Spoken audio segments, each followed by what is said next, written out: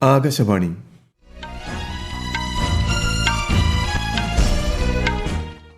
നമസ്കാരം. വാർത്തകൾ വായിക്കുന്നത് നരേന്ദ്രമോഹൻ.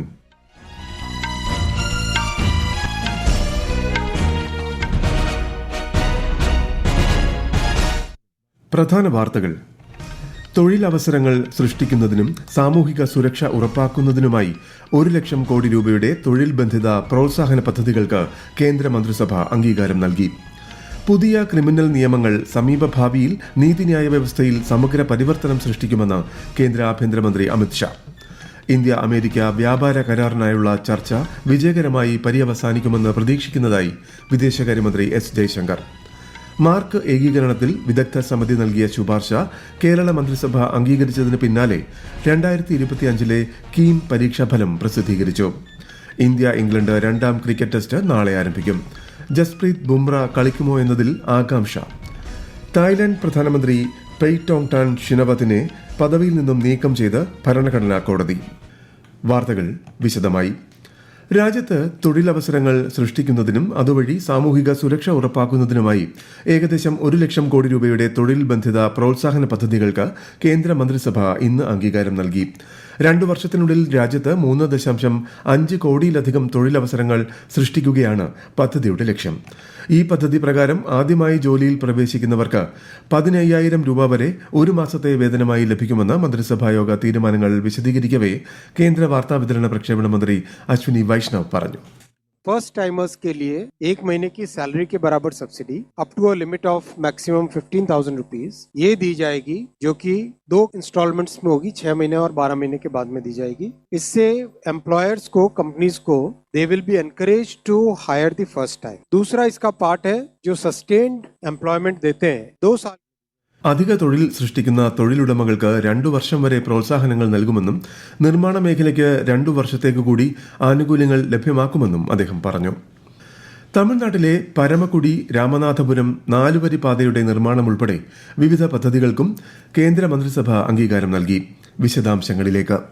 1853 കോടി രൂപ ചെലവ് പ്രതീക്ഷിക്കുന്ന പദ്ധതിയുടെ ആകെ ദൈർഘ്യം 46.7 കിലോമീറ്ററാണ്. പദ്ധതി നിലവിൽ വരുന്നതോടെ രാമേശ്വരത്തേക്കും ധനുഷ്കോടിയിലേക്കുമുള്ള വിനോദസഞ്ചാരം വർദ്ധിക്കും. 1 ലക്ഷം കോടി രൂപയുടെ പദ്ധതി ചെലവ് പ്രതീക്ഷിക്കുന്ന ഗവേഷണ വികസന നവീകരണ പദ്ധതിക്കും കേന്ദ്രമന്ത്രിസഭ അംഗീകാരം നൽകി. പ്രധാനമന്ത്രി അധ്യക്ഷനായ അനുസന്ധൻ നാഷണൽ റിസർച്ച് ഫൌണ്ടേഷനാണ് ഈ പദ്ധതിക്ക് മേൽനോട്ടം വഹിക്കുന്നത്. രാജ്യത്തെ കായിക മേഖലയെ പരിവർത്തനം ചെയ്യുന്നതിനും ജനങ്ങളെ കായിക പ്രവർത്തനങ്ങളിലൂടെ ശാക്തീകരിക്കുന്നതിനുമായി ഈ വർഷത്തെ ദേശീയ കായിക നയത്തിന് മന്ത്രിസഭ അംഗീകാരം നൽകിയതായി കേന്ദ്രമന്ത്രി അശ്വിനി വൈഷ്ണവ് പറഞ്ഞു. ലോകത്തിലെ ഏറ്റവും മികച്ച 5 കായിക രാഷ്ട്രങ്ങളിൽ ഒന്നായി മാറുക എന്നതാണ് പുതിയ നയം ലക്ഷ്യമിടുന്നതെന്നും അദ്ദേഹം വ്യക്തമാക്കി. News desk Akashvani.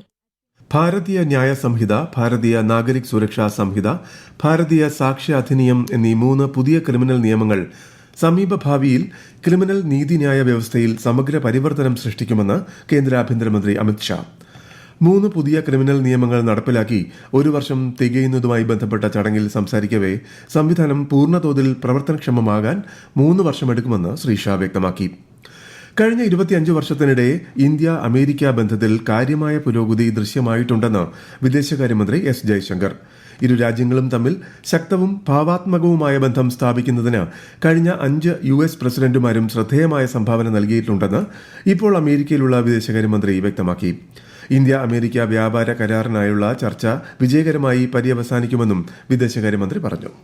Rail 1 app കേന്ദ്രമന്ത്രി അശ്വിനി വൈഷ്ണവ് ഇന്ന് പുറത്തിറക്കി. റെയിൽ യാത്രാ സേവനങ്ങൾക്കുള്ള ഏകജാലക പരിഹാരമാണ് പുതിയ ആപ്പ്. ടിക്കറ്റ് ബുക്കിംഗ്, അന്വേഷണങ്ങൾ, PNR, യാത്രാ ആസൂത്രണം, റെയിൽ മദത്, ട്രെയിനിലെ ഭക്ഷണം തുടങ്ങിയ സേവനങ്ങൾ പുതിയ ആപ്പ് ലഭ്യമാക്കും. കസ്റ്റഡിയിലുള്ള സാധാരണ പൌരന്മാരുടെയും മത്സ്യത്തൊഴിലാളികളുടെയും പട്ടിക ഇന്ത്യയും പാകിസ്ഥാനും ഇന്ന് പരസ്പരം കൈമാറി. 382 സാധാരണ തടവുകാരുടെയും 81 മത്സ്യത്തൊഴിലാളികളുടെയും പേരുകൾ ഇന്ത്യ കൈമാറി. 53 സാധാരണ തടവുകാരുടെയും 193 മത്സ്യത്തൊഴിലാളികളുടെയും പേരുകൾ പാകിസ്ഥാനും നൽകി. സർക്കാരിന്റെ നിരന്തര ശ്രമങ്ങളുടെ ഫലമായി 2014 ശേഷം 2661 ഇന്ത്യൻ മത്സ്യത്തൊഴിലാളികളെയും 71 ഇന്ത്യൻ സാധാരണക്കാരെയും പാകിസ്ഥാനിൽ നിന്നും തിരിച്ച് എത്തിച്ചതായി കേന്ദ്ര സർക്കാർ അറിയിച്ചു. തമിഴ്നാട്ടിൽ പടക്ക ഫാക്ടറിയിലുണ്ടായ സ്ഫോടനത്തിൽ 8 പേർ കൊല്ലപ്പെട്ടു.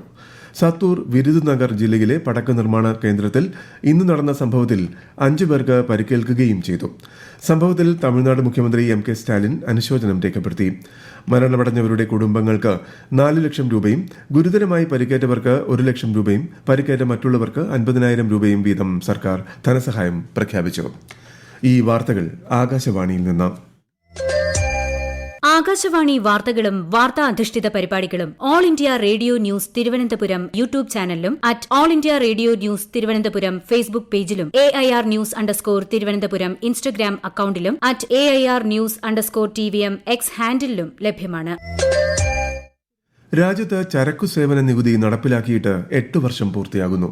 ഇന്ത്യയുടെ സാമ്പത്തിക ഭൂമികയെ പുനർനിർമ്മിച്ച നാഴികക്കല്ലായി GST നിലകൊള്ളുകയാണെന്ന് പ്രധാനമന്ത്രി നരേന്ദ്രമോദി പറഞ്ഞു. സുതാര്യതയും കാര്യക്ഷമതയും മെച്ചപ്പെടുത്തിയതിലൂടെ കൂടുതൽ ശക്തവും സമഗ്രവുമായ സമ്പദ്വ്യവസ്ഥയ്ക്ക് അടിത്തറവാകാൻ GST സഹായകമായി. 8ാം വാർഷികത്തോടനുബന്ധിച്ച് ടാക്സ് കൺസൾട്ടന്റ് ആൻഡ് പ്രാക്ടീസേഴ്സ് അസോസിയേഷൻ തിരുവനന്തപുരത്ത് സംഘടിപ്പിച്ച പ്രഭാഷണ പരമ്പര സംസ്ഥാന GST special commissioner Abraham Wren ഉദ്ഘാടനം ചെയ്തു. സംസ്ഥാന സർക്കാരിന്റെ മുൻഗണനാ പദ്ധതികളുടെ പുരോഗതി കണ്ണൂരിൽ മുഖ്യമന്ത്രിയുടെ അധ്യക്ഷതയിൽ നടന്ന മേഖലാതല യോഗം അവലോകനം ചെയ്തു. വിശദാംശങ്ങളുമായി ആകാശവാണി കണ്ണൂർ ജില്ലാ പ്രതിനിധി KO ശശിധരൻ. അതിദാരിദ്ര്യ നിർമ്മാർജ്ജനം, റോഡ് പുനരുദ്ധാരണ പദ്ധതി, ലൈഫ് മിഷൻ, ഹരിത കേരളം, മാലിന്യമുക്തം നവകേരളം, ആർദ്രം മിഷൻ, വിദ്യാകിരണം തുടങ്ങിയവയിൽ നടപ്പാക്കിയ പദ്ധതികളും അവയുടെ പുരോഗതിയുമാണ് മേഖലാതല യോഗം അവലോകനം ചെയ്തത്. അതിദാരിദ്ര്യ നിർമ്മാർജ്ജനത്തിനായുള്ള കണ്ണൂർ ജില്ലയുടെ മികവാർന്ന പ്രവർത്തനങ്ങളെ യോഗത്തിൽ മുഖ്യമന്ത്രിയും ചീഫ് സെക്രട്ടറി ഡോക്ടർ A ജയതിലകും പ്രശംസിച്ചു. മുഖ്യമന്ത്രിയുടെ തദ്ദേശ റോഡ് പുനരുദ്ധാരണ പദ്ധതിയിൽ സംസ്ഥാനത്ത് വിവിധ തദ്ദേശ സ്ഥാപനങ്ങളുടെ ഉടമസ്ഥതയിലുള്ള റോഡുകളുടെ പുനരുദ്ധാരണം പുരോഗമിക്കുന്നതായി യോഗത്തെ ബന്ധപ്പെട്ടവർ അറിയിച്ചു. 2025 കീം പരീക്ഷാഫലം പ്രസിദ്ധീകരിച്ചു. എഞ്ചിനീയറിംഗ് 1ാം റാങ്ക് മൂവാറ്റുപുഴ സ്വദേശി ജോൺ ഷിനോജിനും 2ാം റാങ്ക് എറണാകുളം സ്വദേശി ഹരികൃഷ്ണനും നേടി. മാർക്ക് ഏകീകരണത്തിൽ എല്ലാ കുട്ടികൾക്കും നീതി ഉറപ്പാക്കിയതായി മന്ത്രി R ബിന്ദു കോഴിക്കോട് വാർത്താ സമ്മേളനത്തിൽ അറിയിച്ചു. John Shinoj Kerala board of higher secondary education ആണ്. ഹരികിഷൻ ബൈജു CBSE ആണ്. അക്ഷയ് ബിജു കേരള ബോർഡാണ്. എല്ലാ കുട്ടികൾക്കും നീതി ഉറപ്പാക്കുന്ന രീതിയിലാണ് അത് ചെയ്തിട്ടുള്ളത്. പ്രകൃതിയോടും മണ്ണിനോടും മനുഷ്യൻ ഉത്തരവാദിത്ത ബോധത്തോടെ പെരുമാറണമെന്ന് കേന്ദ്ര സഹമന്ത്രി സുരേഷ് ഗോപി. കേന്ദ്ര പെട്രോളിയം പ്രകൃതിവാതക മന്ത്രാലയത്തിന് കീഴിലുള്ള ഇന്ത്യൻ ഓയിൽ കോർപ്പറേഷന്റെ ആഭിമുഖ്യത്തിൽ കോട്ടയത്ത് സംഘടിപ്പിച്ച സ്വച്ഛതാ വാരാചരണം ഉദ്ഘാടനം ചെയ്യുകയായിരുന്നു അദ്ദേഹം. ഭൂമിയെ മാതൃഭാവത്തിൽ നിലനിർത്താൻ പ്രകൃതിയുടെ സംരക്ഷണം അനിവാര്യമാണെന്നും ശ്രീ സുരേഷ് ഗോപി പറഞ്ഞു. ജൂലൈ ആദ്യവാരം രാജ്യവ്യാപകമായി നടക്കുന്ന വനമഹോത്സവത്തിന്റെ ഭാഗമായി കേരളത്തിൽ വനം വകുപ്പിന്റെ നേതൃത്വത്തിൽ വിവിധ പരിപാടികൾ സംഘടിപ്പിക്കുന്നു. വനസംരക്ഷണത്തിന്റെ പ്രാധാന്യത്തെക്കുറിച്ച് ജനങ്ങളിൽ അവബോധം വളർത്തുന്നതിനും ഗ്രാമ നഗര പ്രദേശങ്ങളിൽ വൃക്ഷത്തൈകൾ നടുകയും മരങ്ങൾ നടേണ്ടതിന്റെ ആവശ്യകത പ്രചരിപ്പിക്കുകയും ചെയ്യുകയാണ് വനമഹോത്സവത്തിന്റെ ലക്ഷ്യം. 1950 അന്നത്തെ കേന്ദ്ര കൃഷി മന്ത്രിയായിരുന്ന KM മുൻഷിയാണ് ഇന്ത്യയിലുടനീളം ജൂലൈ 1 മുതൽ 7 വരെ വനമഹോത്സവം ആചരിക്കുന്നതിന് തുടക്കമിട്ടത്. വനമഹോത്സവം 2025 സംസ്ഥാനതല ഉദ്ഘാടനം മറ്റന്നാൾ കോട്ടയം CMS കോളേജിൽ മന്ത്രി AK ശശീന്ദ്രൻ നിർവഹിക്കും. Eco tourism website, tree banking പദ്ധതി എന്നിവയുടെ ഉദ്ഘാടനവും അതോടൊപ്പം നടത്തുമെന്നും മന്ത്രി ആകാശവാണി വാർത്തകളോട് പറഞ്ഞു. വനമഹോത്സവം 25ന്റെ ആഘോഷ പരിപാടികളുടെ സംസ്ഥാനതല ഉദ്ഘാടനം 3-ന് കോട്ടയത്ത് വെച്ച് നടക്കുന്നു.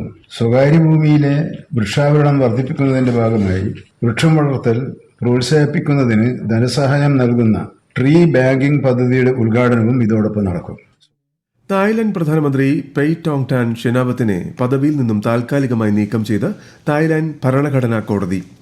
മുൻ കംബോഡിയൻ പ്രധാനമന്ത്രി ഹുൻ സെന്നുമായി അവർ നടത്തിയ ഫോൺ സംഭാഷണം പുറത്തുവന്നതിനെ തുടർന്നാണ് നടപടി.